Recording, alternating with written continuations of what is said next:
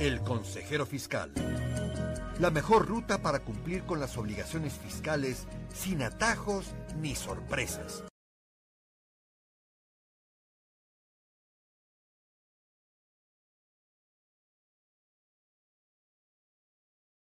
Hola amigos, ¿cómo están ustedes? Buenas noches. Ya estamos aquí en el programa de su consejero fiscal como todos los jueves. Hoy, 10 de mayo del año 2018, con mucha alegría de festejar a todas las mamás de este país y sobre todo a las seguidoras de su consejero fiscal que de jueves a jueves nos están escuchando. Hoy nuestro programa ya número 1281 y en las redes sociales ya el número 50. Bueno, pues hoy tengo algo muy especial para los amigos del consejero fiscal porque estuve repasando algunas anécdotas y algunos sucesos de los años pasados, sobre todo del 2015, cuando estaba el paquete económico ya en su momento para ser aprobado. Hicimos una conferencia en el consejero fiscal donde invité a nuestras colaboradoras de siempre, la doctora Yolanda Ramírez y Evita y su servidor. Hicimos una reseña muy importante del paquete económico de 2015 que, comparando con lo que está pasando ahora en 2018, creo que vale la pena que los amigos del Consejo Fiscal hagamos un recuento, podamos revivir lo que se dijo en aquella época, que parece ser que es actual. Así de que los voy a invitar para que escuchen esta repetición de este programa, de esta conferencia fiscal del año de 2015, de octubre, para que ustedes puedan apreciar lo que en aquella ocasión hablamos y dijimos, y parece que estamos hablando de una época actual. Así que los invito para que sigan ustedes lo que les voy a presentar a continuación. En esta ocasión, el diseño del proyecto para la reforma tributaria tiene que ver con una adecuación a los intereses del Grupo G20, la OCDE, Banco Mundial y Banco Interamericano de Desarrollo. El ajuste no viene en la temática de la microeconomía para ajustar las deficiencias de la reforma 2014.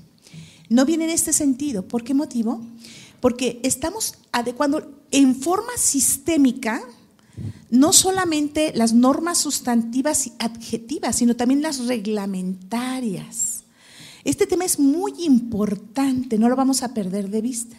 Ustedes van a advertir que hay un entorno macroeconómico planetario, un entorno microeconómico regional y obviamente el ajuste normativo a una visión a mediano plazo planetariamente hablando. Esto es, por primera vez, la reforma tributaria nacional es inobjetable porque viene con las mejores prácticas internacionales para evitar actos de evasión, simulación y, por otro lado, normatividad aplicable para elevar el discurso contable financiero electrónico nacional y el manejo del dinero electrónico. Entonces, no estamos atendiendo a ajustes recaudatorios en base, como los que estamos acostumbrados, quién deduce menos o quién acumula más por qué concepto, que esa es la temática propia de lo fiscal, ¿no? En esta ocasión viene abanderado por recomendaciones del más alto nivel en pro precisamente de la apertura comercial de 1,000 millones de consumidores más para América, que significa Asia. O sea, toda la apertura comercial que se está planteando desde el anterior sexenio y en la secuencia de Enrique Peña Nieto. Por ese motivo vamos a ver cuestiones que nos van a parecer así como que, bueno, ¿se volvieron locos o qué sucedió? No, son las mejores prácticas antielusivas y de antilavado de dinero que se están estableciendo en esta república a partir de ser los mejores estudiantes. O sea, estamos tomando decisiones que todavía no toma Estados Unidos, que todavía no toma Canadá, pero como somos buenos estudiantes y aprendices, lo estamos tomando para México. Vamos a ejemplificar hacia toda América Latina lo que va a ser su realidad posterior para ellos. Vamos a decir que somos el laboratorio latinoamericano. Estamos quedando como el laboratorio. Por ese motivo, este proyecto pues tiene un alcance diferente a otras reformas. La Ley de Ingresos de la Federación está soportada en acontecimientos internacionales de este propio año. Nosotros decimos que el dólar, bueno, esto lo dice Carstens, Banco de México, que no es que el peso se haya devaluado, el dólar se apreció, ¿verdad? Y se apreció frente a muchísimas monedas internacionales. Esto provoca que todos los países que tenemos devaluación de moneda seamos mejor oferentes en productos y servicios, cuya moneda es dura, fuerte. Les conviene mejor comprarnos a nosotros la materia prima y recibir de nosotros la mano de obra. Por eso hubo una competencia durante 2015 internacional, donde las monedas parecía que estábamos compitiendo a saber cuál se devaluaba más, ¿no? Hasta el rublo en Rusia se devaluó sustancialmente, y también en China el yen. En menor dinamismo de la demanda externa, sí, la situación planetaria lleva a precaución en consumo, sobre todo el gran consumidor que es Estados Unidos. Sufrimos 2 contracciones económicas trimestrales consecutivas a nivel nacional y planetariamente hablando. Estamos manejando mercados con elevada volatilidad. La crisis de deuda, no solo la griega, sino nuestra propia deuda creciente y los riesgos geopolíticos de los países de la OPEP, de la Organización de Países Petroleros, que ustedes saben el problema de Siria tan grave, tan delicado, con la migración de su gente, pero la intención rusa de mantener posicionamiento político en zona, porque ellos tienen mejor interés de proteger elemento aéreo, porque son los misiles que cruzarían de Israel hacia Palestina. La salida al mar Mediterráneo tiene muchísimas razones para no soltar Siria y no permitir el acceso de los Estados Unidos a Siria. Entonces hay pretensiones geopolíticas que de reventar la zona llevarían el petróleo latino a precios superiores. Recuperemos valor precio petróleo, pero pues no queremos con base en una guerra que nos vaya mejor en el petróleo, ¿verdad? Pero esa circunstancia es latente, es real, y hemos visto, creo que noticias que entrecomillado diríamos que están atenuadas respecto a lo que se está viviendo en la zona. Sí tiene que ver con la ley de ingresos, porque por primera vez en la ley de ingresos se reconoce que 2016 va a ser un año inaudito, un año no predecible fácilmente, que todo lo que se muestre, quién sabe si se dé. Es la primera ocasión que lo leemos en cada uno de los segmentos en donde dice posiblemente cambie la condición, posiblemente cambie la condición. Y tenemos que tener resguardo. Por primera vez escuchamos, tenemos que tener una cobertura de crédito suficiente para manejarnos con nuestro propio dinero, porque afuera no va a haber dinero. Tenemos que tener una cuota control petrolera, precio diésel, precio gasolina, por si acaso hay una movilidad en el exterior. Se espera un ambiente diferente y se está advirtiendo en la ley de ingresos, hay que aprenderlo a leer. Por eso no es que el Congreso tenga para dónde moverse, esta es una realidad avalada por los organismos internacionales. Y pues nuestra Cámara de Diputados, que es muy joven, entre los 25 y los 33 años, está dejando apenas el pañal. Entonces no puede tener la visión que tienen los organismos internacionales de lo que está aconteciendo en ese ambiente. Entonces tenemos un incremento, se está pugnando por un incremento al consumo del sector agropecuario industrial a tasas anuales del 4.5. Bueno, si no nos preocupamos por reindustrializar el campo o hacer propicio la alimentación en producción y consumo interno, si las cosas se ponen allá afuera un poquito raras, ¿cómo vamos a traer los granos de África? Estamos comiendo de África. No le podemos comprar gramíneas a Estados Unidos porque ellos perdieron sus granos de diciembre, están importando, y los rusos que lo producen en grandes cantidades, si te portas mal, pues no te vendo a Estados Unidos, sino te vendo a México. Estamos trayendo nuestros granos de África. Por ese motivo tenemos que volver a ver al interior y repensar si no se ha establecido las transnacionales agrícolas en México todavía y se ha intentado reventar el campo por todos lados.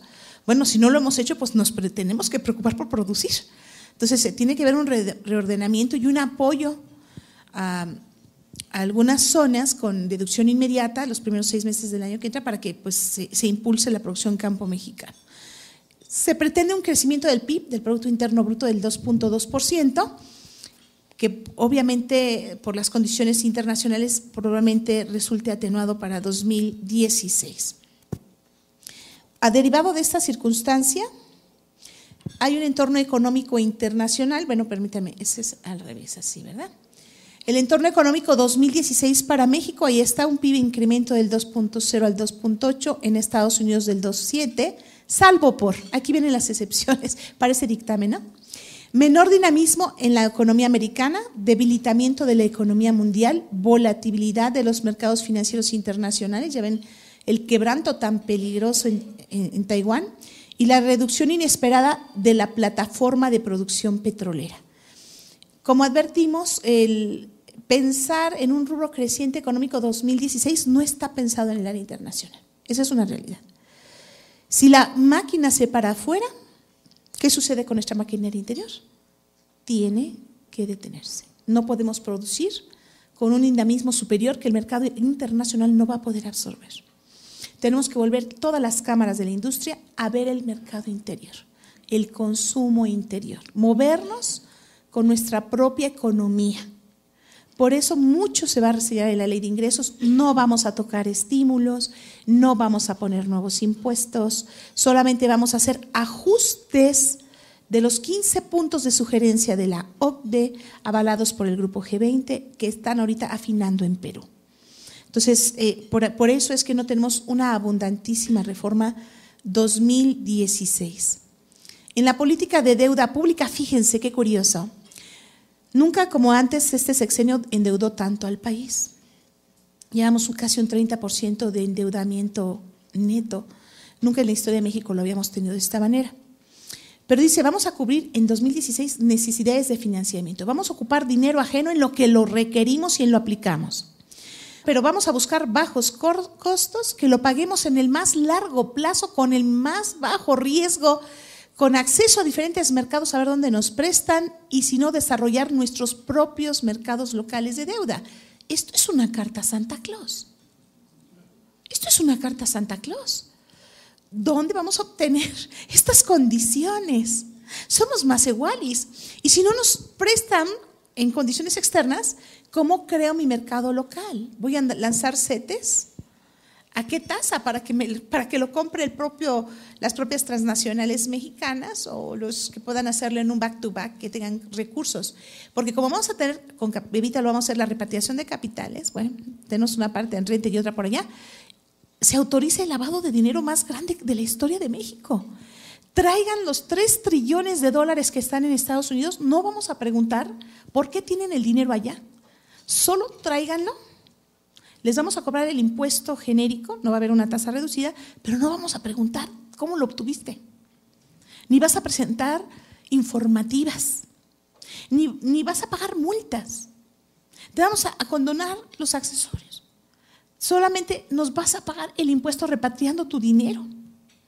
Eso significa fondear el país, porque si no hay recurso exterior, al menos tráete el recurso mexicano, no sé, de los del cártel, ¿no? Ay, sí. Pues digo, ¿qué otro recurso fuerte está afuera? O sea, establecimos un mecanismo de regularización de dinero de los cárteles. ¿Eso se llama oficializar el lavado de dinero? Bueno, no sé qué lectura del Congreso. A lo mejor piense que es el ahorro de la Senectud. Esos 3 trillones es el ahorro de la Senectud que está en Estados Unidos y que requerimos traer a México, porque darán 6 meses para la repatriación. Entonces dices, ¿cómo? Imaginen ustedes cuán necesidad todos vamos a estar. Dicen, si ves las barbas remojar, pon las tuyas, ¿verdad? Entonces, eso nos indica que nuestro sector empresarial tiene que acabar sin pasivos en moneda extranjera a cierre en diciembre, con una reserva numeraria, con la operación la menor posible en responsabilidades adquiridas, porque el entorno 2016, si no hacemos que reviente la economía interna, bueno, imaginen muchas cosas. Porque nos están advirtiendo, a nivel macro vamos a tener problemas.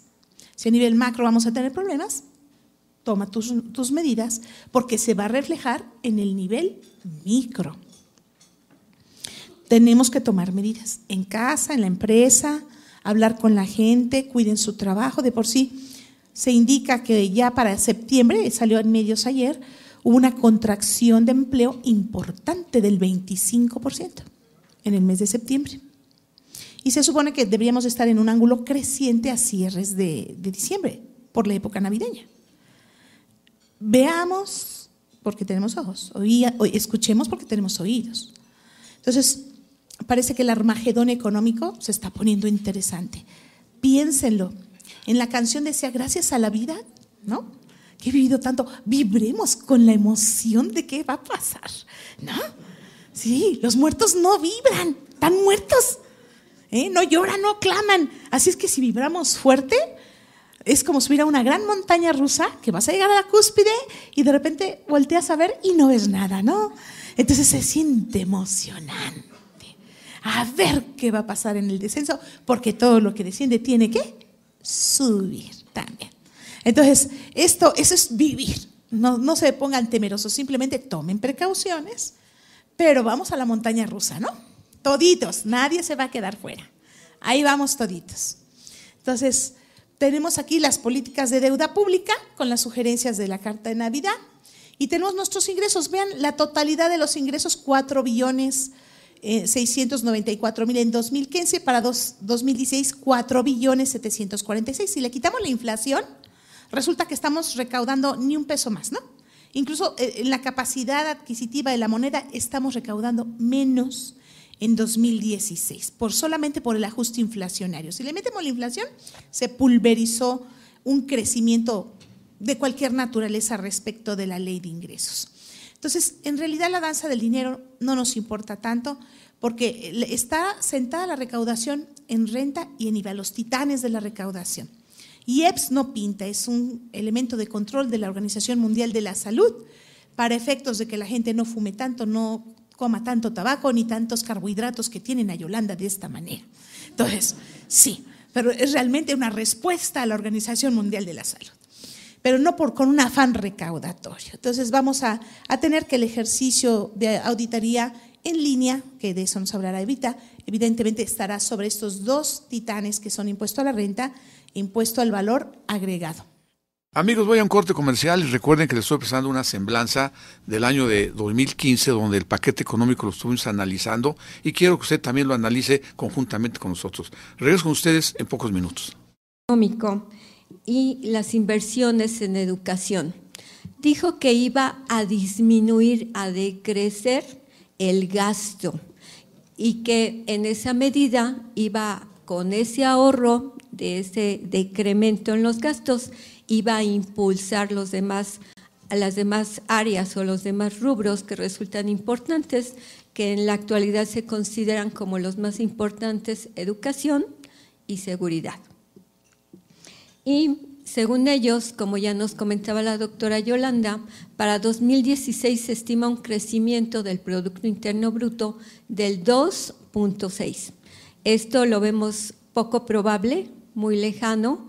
Ellos habían hablado para 2015 de un crecimiento de hasta del 3.5 y han tenido que hacer los ajustes para decir que este año con dificultad vamos a llegar al 2.1 o al 2.2. Y finalmente están estableciendo que el precio del barril de nuestro petróleo sea de $50. Y en este contexto, pues van a permitir que las gasolinas fluctúen de acuerdo a los cambios internacionales. Dentro de estas medidas, pues lo que se pretende, como les decía, es promover el ahorro y promover la inversión. ¿Y cómo se va a hacer? Fíjense que curiosamente una de las armas o de los instrumentos, de las herramientas de que se habla para promover este ahorro y esta inversión, es dándole mucho apoyo a las pymes. Se dice que las pymes, estas pequeñas y medianas empresas, forman el 90% de toda la estructura que tiene nuestro país y que todas son de tipo familiar. Entonces, como vamos a ver un poquito más adelante, se van a dar una serie de estímulos para que se les concedan créditos por parte de Nacional Financiera, teniendo como eje de toda esa situación la información que pueda dar el SAT, el Servicio de Administración Tributaria, con el consentimiento de cada uno de los que quieran estos créditos, que sean beneficiarios de estos créditos. Y además se hacen modificaciones que van supuestamente enderezadas, y digo supuestamente enderezadas porque en un momento que hagamos el análisis particularmente del artículo 53B de Código Fiscal, que se refiere a las revisiones electrónicas, vamos a ver de que no hay tales precisiones ni hay tal certidumbre jurídica, pero bueno, eso es lo que dijo el Ejecutivo Federal. Y facilitar sobre todo el cumplimiento de los compromisos internacionales en materia de combate a la evasión. y promover la formalización y el cumplimiento de las disposiciones tributarias. Y entonces, dentro de esto, vamos a ver ya concretamente en las reformas al Código Fiscal de la Federación, que es de lo que vamos a platicar, que se está estableciendo como infracción, como multa, el hecho de que incumplan las empresas, las personas físicas o morales, con la obligación establecida en el artículo 76A de la Ley del Impuesto sobre la Renta, que de esto ya nos platicaba la doctora Yolanda, que son estas declaraciones que se van a tener que presentar para poder manifestar todos los datos que nos va a pedir la autoridad en relación con partes relacionadas en el extranjero. Y entramos a uno de los argumentos o de los esquemas en los cuales la autoridad tiene mucha fe, la lotería fiscal. Y ustedes me dirán, ¿qué es eso de la lotería fiscal? ¿Verdad que el nombre suena chistoso? Y ya seguro que ustedes pensaron en aquel jueguito de lotería, ¿no? Pues fíjense que ya lo hemos vivido y a lo mejor no nos hemos dado cuenta. La lotería fiscal es el famoso llamado Buen Fin. ¿Se acuerdan del Buen Fin? ¿Y cuántos han participado ingenua y absurdamente de él? No me digan mejor. Seguro que muchos. Bueno, pues este esquema está planeado por las mentes más ambiciosas de parte del Consejo Coordinador Empresarial, que es donde se aglutina a todos los patrones del país y las autoridades fiscales. ¿Y en qué consiste? Pues van a motivar la compra a través de esquemas electrónicos y respaldados con comprobantes fiscales digitales. Y solo van a poder entrar, a partir de este año, solo van a poder entrar los que tengan un RFC. Los demás no van a poder participar, van a poder comprar. Si ustedes ya hicieron sus ahorros, ya se endeudaron, ya pidieron por ahí, ya vendieron hasta su alma para tener dinero para entrar al Buen Fin, bueno, está bien, pero solo los que tengan RFC van a poder participar en este esquema. ¿Y cuál es el objetivo? Fíjense que a mí me llamó mucho la atención de que en esta exposición de motivos el secretario dijo abiertamente, cosa que pocas veces lo vemos, de que es con el propósito de agarrarnos a todos con los dedos entre la puerta. Dice, en serio, ustedes lo van a poder leer si tienen curiosidad. Dice la exposición de motivos así textualmente, que esto es con el propósito de evitar el alto grado de evasión fiscal que existe, adivinen en qué sector, en el de los profesionistas. Apuesto que ya les quedó el saco a todos, ¿verdad? O el vestido, lo que sea. Pues dicen que los profesionistas somos de los que más evadimos. Entonces, este esquema va dirigido a personas físicas y va a permitir que nos metan, es como una gran red que tiende la autoridad, y que nos metan a todos en cintura. ¿Por qué? Pues porque ahí va a estar toda nuestra información. Y la pregunta va a ser, a ver, fuiste a comprar una pantalla de plasma de 80 pulgadas, o cuáles son las más grandes, que costó 100,000 pesos, y ni siquiera estás en el control del RFC, entonces, ¿quién pompó? ¿Cómo sacas el dinero? A ver, dime, ¿tienes hada madrina? ¿Tienes tu lamparita que le frotas o te paras en las noches en alguna esquina? Y digo a vender hot dogs, por supuesto, no vayan a pensar que yo estoy hablando de otra cosa. Entonces, esto es el mecanismo a través del cual nos van a llevar a la discrepancia fiscal. Así es que ojo con esta medida. Y para ello, el SAT está pidiendo que se establezca un artículo 33B en el Código Fiscal de la Federación, es un artículo nuevo, en el cual se faculta a la autoridad para llevar a cabo este mecanismo. ¿Y qué otro cambio dice la autoridad que va a ser muy importante? Pues este intercambio automático de información. ¿En qué consiste? Esta es otra de las grandes medidas que tiene la autoridad para meternos al redil a todos. Pues a través de un reporte, un estándar le llamó la OCDE, en una recomendación, en un esquema que creó el 15 de julio de 2014. Ahí se estableció la obligación de todas las entidades financieras internacionales y por supuesto las que están aquí en el país, para que entonces hagan los reportes periódicamente, mensualmente, como se hace aquí en nuestro país, con todas las operaciones que hagamos. Ustedes han oído que hemos estado comentando en todos los foros que el secreto bancario es como un dinosaurio, desapareció desde hace mucho tiempo, pero cada año vemos cómo se incrementan las medidas que determinan de una manera clara que ya no haya nada que se le pase al fisco como desconocido.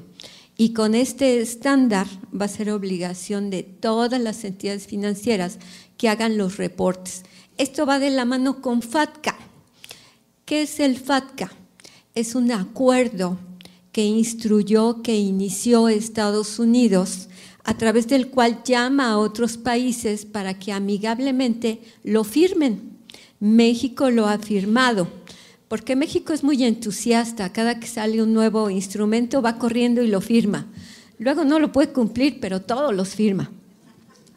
Entonces, México firmó el FATCA con Estados Unidos, casi toda la Unión Europea lo ha firmado, y a través de ese esquema implica que Estados Unidos puede venir a territorio mexicano a pedir toda la información que desee sobre las operaciones que realizan los nacionales de Estados Unidos en nuestro país y en todos los firmantes.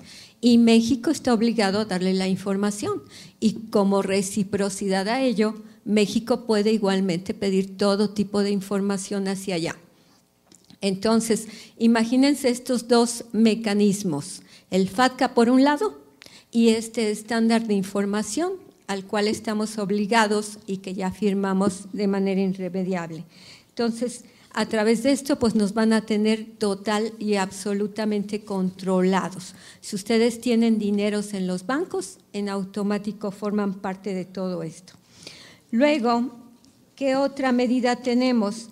A nivel de los comprobantes fiscales, se está adicionando en concordancia a los cambios en la ley del impuesto especial de producción y servicios, pues que se emitan los comprobantes por la venta de los combustibles automotrices, o sea, gasolinas, diésel, etcétera.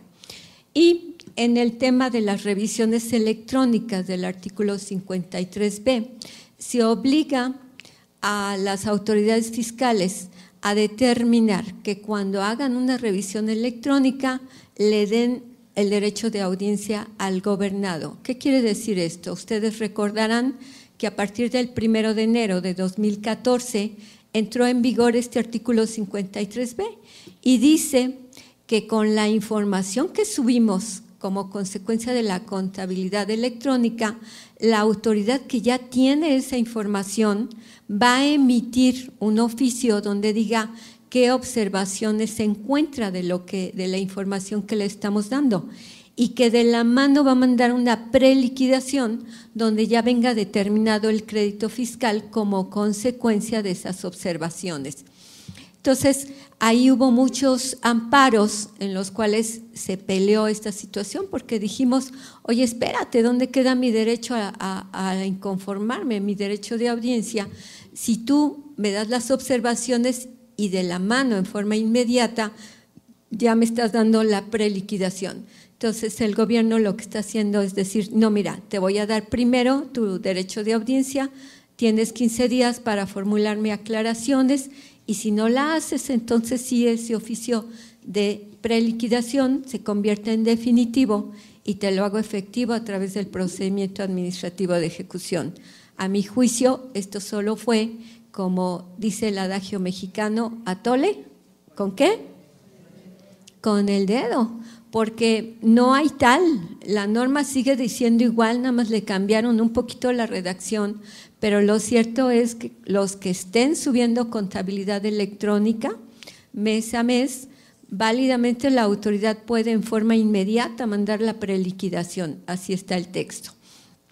Y ustedes me preguntarán a la par de esto, oye, ¿y cómo va el tema de los amparos? Y con esto concluyo mi intervención. En el tema de contabilidad electrónica, según la información que tenemos, se presentaron alrededor de 30,000 amparos. Eso no quiere decir que sean 30,000 contribuyentes, y no son más, porque hubo amparos que se presentaron por un número múltiple de personas, es decir, en un solo escrito iban varias personas. ¿Y cuál fue el camino que han tomado? Se crearon 2 juzgados especializados para conocer de toda la reforma. Esos 2 juzgados están ubicados en San Lázaro, ahí donde está la Tapo, enfrentito, ahí está uno de los edificios de la Suprema Corte. Y ahí están estos 2 juzgados. Y efectivamente, como refería la doctora, han tenido criterios discordantes.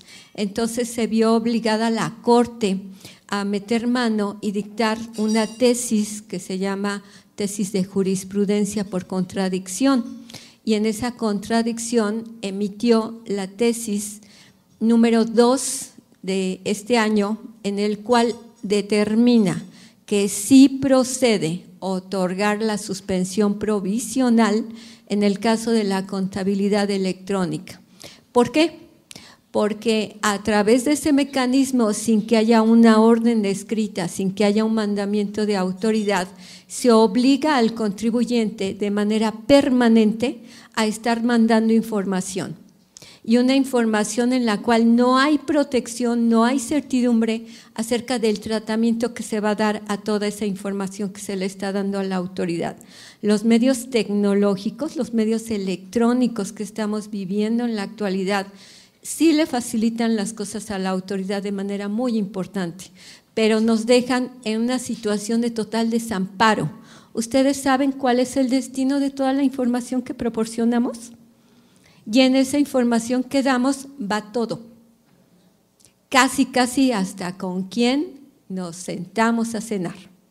Entonces, la verdad es que sí vamos a tener los contribuyentes que pelear, es algo que yo siempre digo en todos los foros, a través de los medios institucionales para que logremos ese equilibrio y se puedan dar las cosas de tal manera que la autoridad cumpla sus propósitos, pero no menoscabe nuestros derechos. Muchas gracias.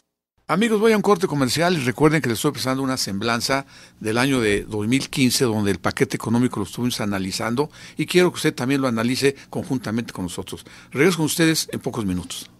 Ya estamos de regreso y recuerden que estamos presentándoles una semblanza de lo que platicamos en el año 2015 respecto del paquete económico. Sigan ustedes escuchando lo que les estoy presentando. Ahí me toca una parte también interesante sobre este tema del paquete económico y voy a hacer una crítica sana.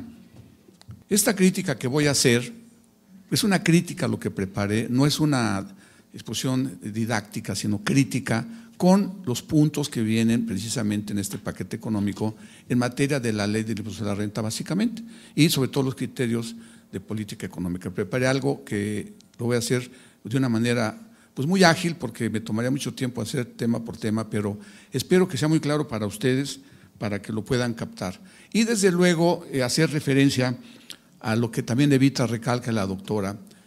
Este país va hacia una fiscalización absoluta, al 100%. Yo lo equiparo como si nos ponen una cámara de vigilancia que está grabando todo lo que hacemos con conexión directa, monitoreo al fisco. Así lo veo. O solamente faltaría que tengamos pues un vigilante, un fiscalizador, que le pidamos permiso de todo y que se entere de lo que estamos haciendo.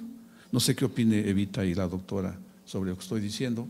Creo que vamos para allá. Bueno, no quiero usar palabras muy graves y muy fuertes porque después me lo critican, pero yo así lo veo, que vamos para allá. Claro, el gobierno, el fisco está en todo su derecho, nada más que a veces siento que hay excesos, ¿no? Excesos. El señor magistrado que se retiró por razones de trabajo me estaba comentando que en el tribunal están estudiando el tema que tocó Evita de enviar la contabilidad obligatoria, que el año que entra es para todos, excepto los del RIF. Ya saben lo que son los del RIF, son los que eran los famosos repecos, que yo los inventé en 1996 y alguien se encargó de echármelos abajo, y metieron lo del RIF en el 2014, ellos son los únicos que no van a enviar contabilidad. En 2016 todo mundo hay que mandar la contabilidad por internet. Entonces me dijo el señor magistrado que lo están analizando porque siente que eso está fuera de la ley, que es un acto de fiscalización que no está documentado de acuerdo con las disposiciones del Código Fiscal, que están trabajando en ello. O sea que vean ustedes las contradicciones que hay de cosas que pues aparentemente se ven que son muy legalistas, pero tienen su lado flaco cuando los expertos las empiezan a analizar. Así de que eso también me llama la atención. Esto es muy sencillo, esto viene en todo lo que se mandó al Congreso. Viene que el precio de barril del petróleo será $50, ya está conservador. Sin embargo, pues hay una cobertura, un seguro de $49 pues si bajara más.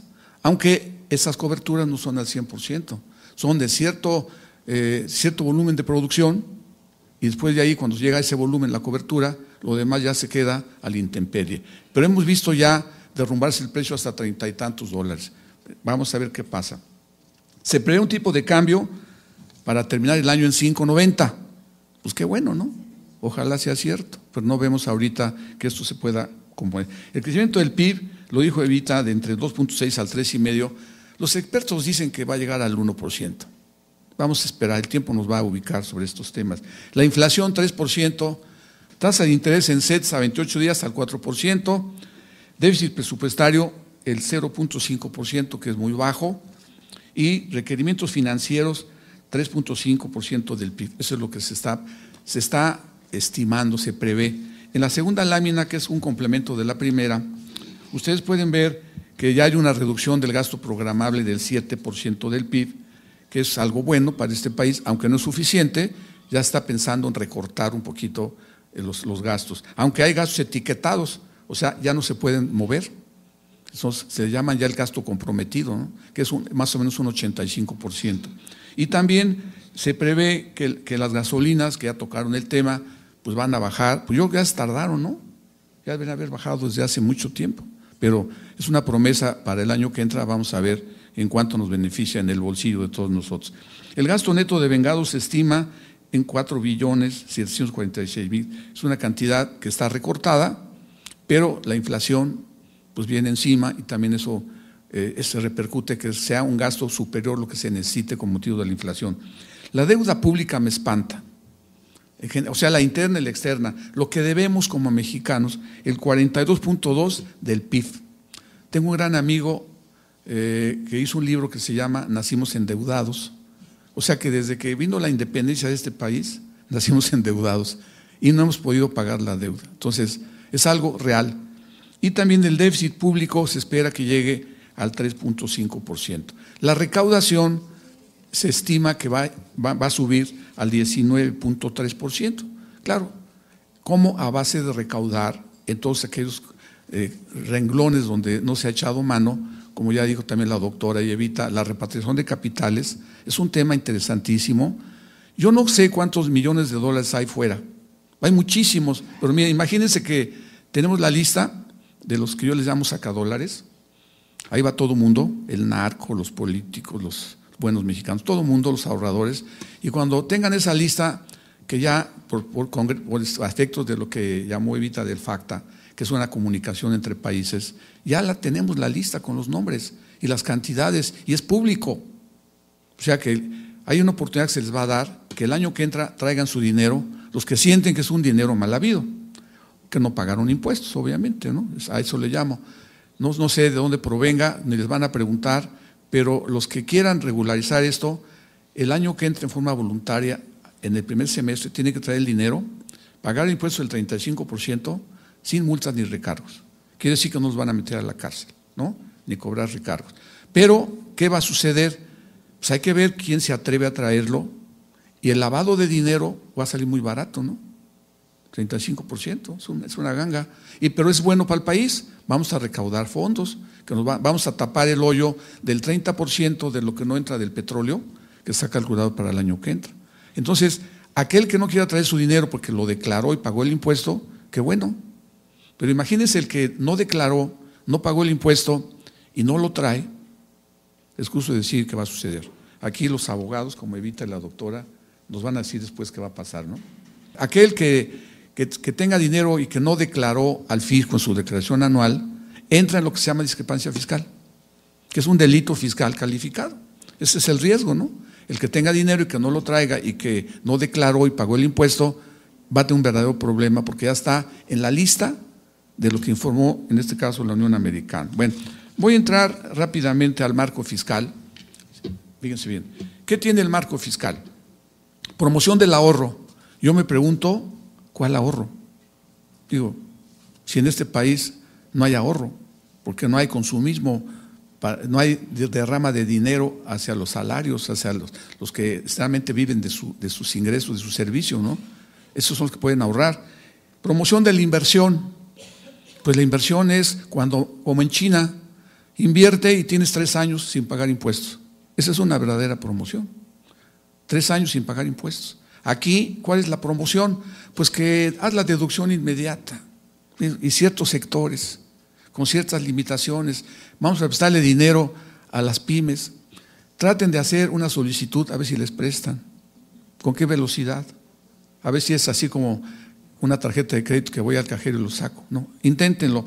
Y otras medidas relevantes. Bueno, ese es el marco. Ahora, fíjense qué interesante, que esto lo critico. No te vamos a aumentar el impuesto. Pues ya me lo aumentaste. Ya me pegaste en el año pasado, en 2014. Pues ya sería criminal que ahora me aumentes más impuestos. Eso es una promesa realmente vana. Y esto se dice que es por la certidumbre tributaria para el contribuyente. Bueno, si ya no me lo aumentas, pues qué bueno, pero ya con lo que me aumentaste, ya me mataste. Ese es el resultado. Y aquí pongo un ejemplo en la siguiente lámina, que ese es un ejemplo de la vida real. Las personas morales, que casi todas tienen conceptos de deducción de previsión social, ahora con esta reforma del 2014, que no puede ser la deducción completa, vamos a hablar del 50% que está permitido. Hagan un ejemplo numérico en sus empresas y les va a subir el impuesto del 30 al 36%. Real. Háganlo. Yo lo hice con varias empresas, sacamos los números, cuánto hubiera pagado si deduzco todo y cuánto estoy pagando con la deducción acotada. Entonces se va de 4 a 6% de incremento. O sea que eso de que no te aumento los impuestos, pues ya sale sobrando, ya me los aumentaste. En personas físicas, ¿qué sucedió? Que la deducción personal, que era libre, con ciertos requisitos, daba margen a devolución de impuestos a todo mundo, a todo mundo. Y al tener la devolución, que a veces costaba trabajo que me la dieran, que sí la estaban entregando, ¿qué sucedía? Que al comparar mi tasa del impuesto, tener una reducción al obtener la devolución, ¿no? Hoy eso está acotado a 4 salarios mínimos anualizados o el 10% de mi ingreso declarado. Hagan sus cálculos y verán cómo les va a subir el impuesto tan tremendo a las personas físicas. Por eso pienso que son argumentos muy inteligentes de quien los hizo, ¿no? Y me acuerdo de mi amigo el general, que estamos gobernados por psicópatas, sin entrar al tema, ¿no? Bueno, cambios en las propuestas que hace la ley. En materia del fomento a la inversión, debe ser a base de que en la planta productiva crezca, que el inversionista no se le castigue con pocas utilidades. Y pongo el ejemplo. Si me voy a un impuesto ya con la acotación de la deducción de previsión social a un 34% en vez del 30%, y le aumento el impuesto de dividendos, que ahora hay que pagarlo, aunque vienen unos beneficios a largo plazo solo para los que están en la bolsa de valores, si ustedes aumentan un 7% más de impuesto, más el 10% del PTU trabajadores, ¿cuánto le queda al inversionista? Saquen la cuenta. ¿Quién va a querer invertir para llevarse 48% de ganancia? Cuando en otros países pues está más holgado este tipo de beneficios. Entonces, ¿dónde está la verdadera facilidad de la inversión al fomento? Cuando se quiere fomentar realmente la inversión, hay que dar incentivos fiscales. Y eso provoca que se invierta, el que vende gana dinero, el que invierte genera empleos, al generar empleos se genera ahorro y se genera recaudación también, porque el que gana pues gasta más, entonces se genera también recaudación. Es un círculo que se cierra cuando se fomenta la inversión, así de que por ese lado también deja mucho que desear. Este fomento del ahorro a largo plazo para los límites de deducciones personales, si ustedes hacen sus cuentas, los que no están pensionados, pues eso ya ni que hagan la cuenta, ¿no? Que somos la mayoría de los que estamos aquí, o quizás no la mayoría, pero los que están pensionados ni hagan la cuenta, pero los que no sean pensionados son los jóvenes y que están cerca de pensionarse, con lo que les vayan a dar, no van a tener un alcance siquiera de un 60% de lo que hoy ganan. Tienen un 20%. Entonces, ¿qué se dice? Invierte de tus ahorros para que tu pensión, cuando te vayas, crezca. Pero si no tengo para invertir, ¿de dónde voy a invertir? Ahora, ¿cuál es el incentivo? Lo que inviertas, lo deduces de los impuestos. Bueno, es un incentivo en el papel, habría que verlo en la realidad, si encaja con los que lo pueden hacer. Entonces, lo que comentó la doctora también, y Evita, lo voy a retomar, el crédito para las pymes. Miren, yo no tengo experiencias vivas de casos prácticos donde se consigue el dinero de las pymes. Hay casos muy fáciles y otros muy difíciles, pero todo lo hacen difícil, sí, precisamente para que quede nomás en el papel. En una ocasión que yo platiqué con un secretario de Hacienda, que no voy a decir su nombre para no balconearlo, yo le dije: oiga, licenciado, ¿por qué hacen todo tan difícil? Oiga, dice, si lo puedo hacer difícil, ¿para qué lo hago fácil? Esa fue la respuesta. Sigue ese dicho, todo hay que hacerlo difícil, ¿para qué lo hago fácil? ¿No? Entonces, es una crítica que hago cuando podemos hacer esto más sencillo. Habló la doctora de la capitalización delgada. ¿En qué consiste eso así en español? Muchas empresas de internacionales y nacionales con empresas hermanas en el extranjero le piden prestado para que los dividendos se vayan vía intereses. ¿Ya se fijaron? Pido prestado, en vez de dar dividendos a mi empresa hermana o mi empresa correlacionada, no le doy dividendos, le pago intereses. Entonces todas las utilidades las saco de México vía intereses. Y el interés es el 4.9%, que es muy barato. Hay convenios de ese tipo. Entonces eso lo frenó obviamente las autoridades fiscales. Dijeron, ¿sabes qué? Que venga un acotamiento. Tú no puedes endeudarte más de 3 veces por cada peso de tu capital, que ya lo tocó el tema de la doctora. Con eso frenan un poquito la salida de los intereses vía dividendos. Eso ya le dieron unas facilidades a medias, ¿no? Para que tengan un poquito de holgura y que se siga invirtiendo en este país por empresas extranjeras, no nacionales, para que la extranjera, cuando vea lo que va a pagar, pues que sienta que no va a pagar mucho y puedan invertir en este país. Eso es lo que estoy criticando sobre el tema. En el caso del RIF, ese es el régimen de incorporación fiscal, que quizás muchos ya lo conocen. Está muy de moda en el sentido de que hay que crecer la base de recontribuyentes informales que se vuelvan formales. Esa es la bandera de este sistema. Quiere decir que los que están en la informalidad se inscriban en este régimen como cualquier adulto, con obligaciones de adulto, fíjense bien, pero les dieron facilidades de no pagar impuesto de la renta, no pagar el IVA si no quieren pagarlo, no recaudarlo, por 10 años. O sea, es un cascabel al gato muy interesante, ¿no? Había 3.200.000 contribuyentes de los que eran repecos, que de golpe los pasaron al RIF, así, de golpe, más los que andaban en lo que era el régimen intermedio y los voluntarios. El padrón creció a 4.300.000 contribuyentes, pero ya estaban cautivos 3.200.000. O sea que los nuevos es como 1 millón. Entonces ahorita la pretensión es que llegue a 5 millones y decir satisfactoriamente que hemos metido a la formalidad a 5 millones de informales. Yo lo dudo, porque los repecos sí pagaban algo, hoy ya no pagan, están felices de la vida que no pagan impuestos, pero tienen obligaciones de adultos, hay que hacer declaraciones, facturación electrónica. ¿Saben cuánto están cumpliendo? De los 4,5 millones, el 30% están cumpliendo. Los demás, quién sabe. Coincido con Evita, es pura tole con el dedo, ¿no? Bien, amigos, pues ya hemos llegado al final de este programa de este jueves de 10 de mayo, donde hemos felicitado a todas las mamás de este país. Y quiero decirles que esperaré comentarios de ustedes, ya sea en el Face, en la página, sobre lo que opinan de lo que presentamos y lo que está sucediendo actualmente. Gracias a ustedes por su atención, les doy las buenas noches y por aquí nos escuchamos la próxima semana. El consejero fiscal. La mejor ruta para cumplir con las obligaciones fiscales sin atajos ni sorpresas.